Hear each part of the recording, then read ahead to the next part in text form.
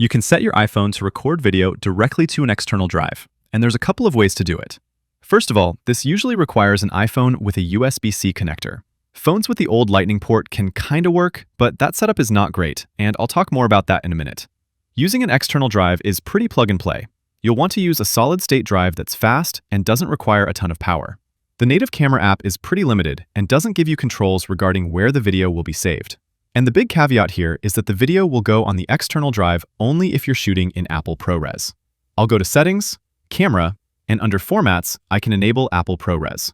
Now, when I go back to the camera app and use the recording settings up top to change my file format to ProRes, you'll see a little USB icon appear on top of my screen, indicating that the video is now going on the external drive.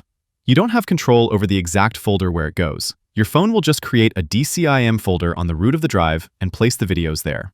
So that's the big limit with the native camera app, is that you can't record regular MP4 videos on the external drive. If you want more control over the process, you can use the Blackmagic Camera app. This app is completely free and it's great. Not only does it give you full manual control over everything from white balance to shutter speeds and frame rates, it also gives you full control over the file formats and output folders. I can go to Settings and under Media, choose where my files are saved to.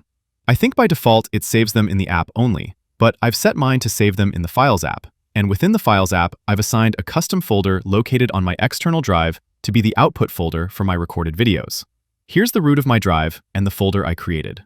You get a full file browser here, and you can pick any existing folder or just create a new folder for your video files. If you're pro enough to be looking up this workflow in the first place, you're probably familiar with this app already, but I can't recommend it enough for those that use their phone for video capture. It's amazing.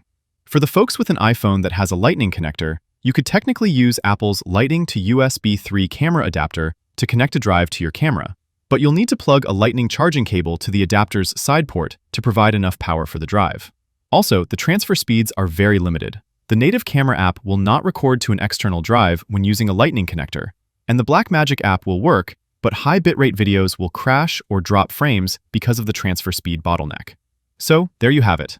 Click the like button if this helped, and subscribe for more guides like this.